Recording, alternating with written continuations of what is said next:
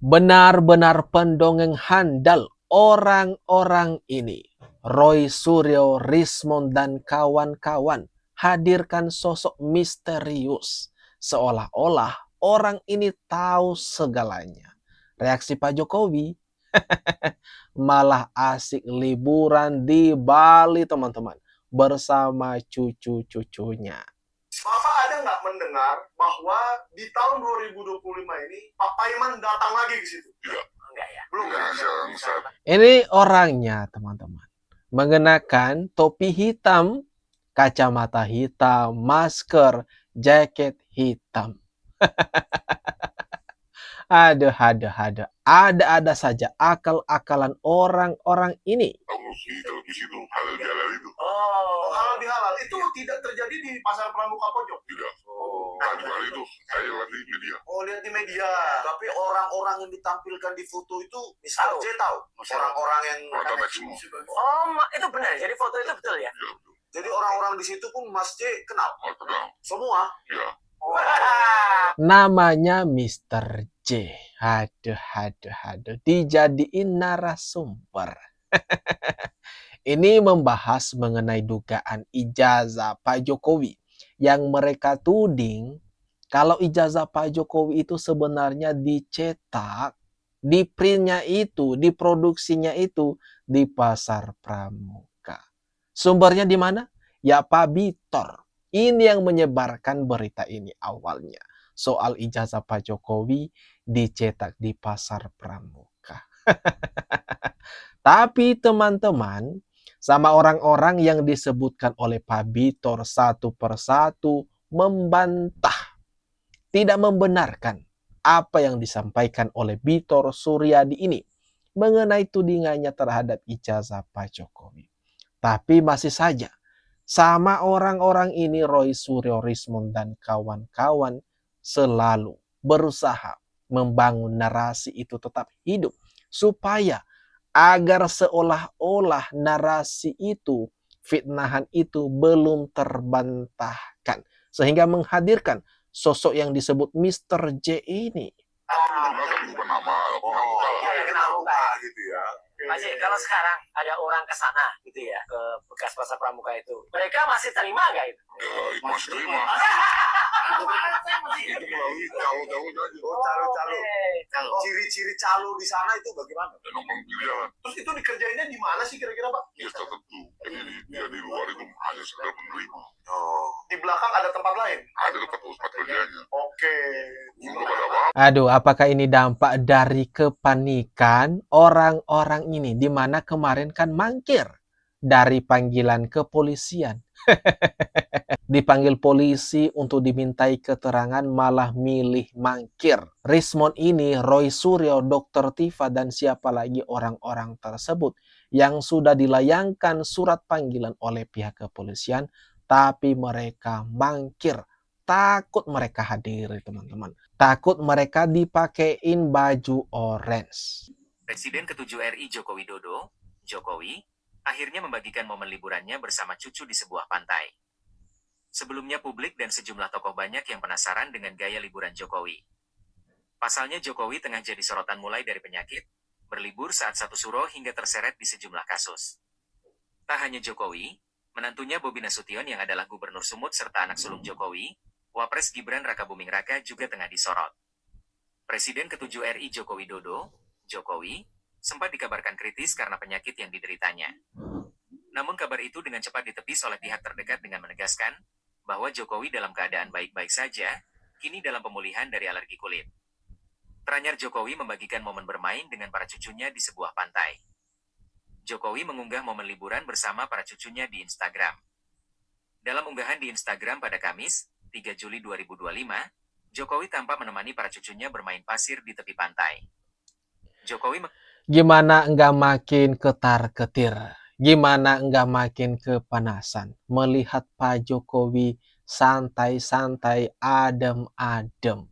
Sedangkan Roy Suryo, Rismond, Dr. Tifa, dan yang lainnya lagi pertaruhan nasib. Entah mereka sebentar lagi mengenakan baju orange, sudah nggak ada jalan kembali, tidak bisa menghirup udara bebas lagi. Makanya beragam drama, dongeng mereka angkat ke publik. Biar publik percaya, menarik simpati masyarakat. Agar seolah-olah biar yang mereka sampaikan itu benar, diyakini masyarakat. Tapi masyarakat umum mayoritas sudah sangat pintar. Tahu mana yang memang tulus untuk bangsa, mana yang memang hanya untuk bikin gaduh. Kalau mereka melihat santainya Pak Jokowi bersama cucu-cucu main pasir di pantai Bali ini, apa nggak makin stres mereka? Ya udah pasti makin panik. Jokowi santai-santai dalam pemulihan penyakitnya. Tapi mereka nasibnya entah gimana esok hari. Anda selaku penggugat yang buktikan. Ya, tapi dia memutuskan, Pak. Tunggu dulu. Ya. Kamu diam dulu, tunggu dulu, saya lagi bicara, ya. Gugatan kau itu abu-abu kalau menurut saya. Kamu diam dulu. Saya ingin sampaikan, di dalam perkara ini kan sudah pernah juga diuji secara pidana. Dan saya sudah mendapatkan putusan Pengadilan Negeri Surakarta nomor 319. Terdakwanya Bambang Tri sama Gus Nur. Konteksnya sama juga, menuding ijazah palsu Jokowi. Tapi di pengadilan mereka tidak bisa buktikan palsunya di mana. Sehingga mereka divonis oleh Pengadilan Negeri Surakarta dengan vonis penjara 6 tahun. Mereka banding. Begitu juga dinyatakan bersalah 4 tahun. Kasasinya juga begitu ditolak. Makanya Pak Jokowi kemarin ada sampaikan, saya kasihan gitu loh, apabila perkara ini dilanjutkan terkait dengan hal yang sama ini juga gitu. Jangan juga kita nanti tetap ngotot pada tuduhan-tuduhan kita, tapi ujung-ujungnya nanti kita selaku terlapor dan diproses. Silakan Anda. Ini Roy Suryo, Rismon Dr. Tifa tidak belajar pada kesalahan Gus Nur dan Bambang Tri yang udah dipenjara gara-gara mempermasalahkan, menuding ijazah Pak Jokowi itu palsu. Dan apa yang terjadi teman-teman? Ketika dimintai keterangan, silakan buktikan tudingan kalian. Tetapi mereka tidak dapat membuktikan hal tersebut, yang pada akhirnya hal itu membawa mereka, orang-orang ini, Gus Nur dan Bambang Tri, masuk ke penjara. Dan teringat kembali teman-teman, apa yang disampaikan oleh penasihat Kapolri, kalau di kasus ini, di isu ijazah Pak Jokowi ini palsu, akan banyak nantinya yang akan jadi tersangka. Dan semakin banyak, tentunya semakin baik. Sehingga semua kegaduhan ini cepat berhenti dan aman tentram kembali daripada tangan orang-orang seperti Roy Suryo CS yang terus berteriak keras mengenai ijazah Pak Jokowi yang mereka tuding-tuding adalah ijazah palsu. Tidak ada urgensi yang melakukan gelar perkara khusus. Kenapa? Karena dari evidence yang sudah diperoleh dalam penyelidikan ini, baik pernyataan UGM ya, sebagai lembaga penerbit dan juga hasil puslapor itu tidak bisa dibantah. Belum ada bukti kuat yang bisa membantah itu. Dua dari evidence. Pertama pernyataan dari penerbit ijazah. Karena memang putusan MK maupun sistem perundang-undangan Sistiknas menyatakan pihak yang bisa mengeluarkan ijazah termasuk juga menyatakan kelulusan hanyalah Kepala Pendidikan, dalam hal ini UGM. Ya.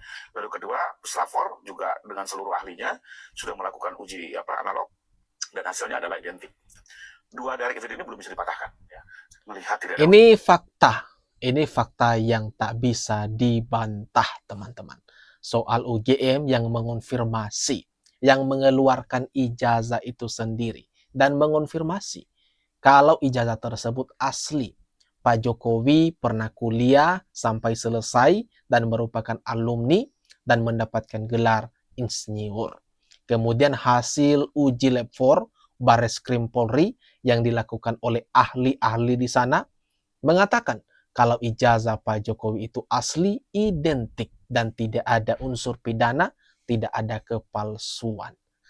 Itu jelas tidak dapat terbantahkan ya teman-teman. Meskipun ocehan, berbagai ocehan yang dilakukan oleh Roy Suryo CS, tapi itu hanya argumen semata dari orang-orang ini. Mereka tidak bisa menunjukkan bukti apapun untuk meruntuhkan pernyataan daripada UGM, pernyataan daripada Barreskrim Polri. Hanya mereka ini berlandaskan pada argumen, opini, dan asumsi liar mereka semata, teman-teman. Nah, itu dia. Gimana menurut kalian, teman-teman? Jangan lupa tinggalkan komentar terbaikmu ya di kolom komentar yang ada di bawah ini.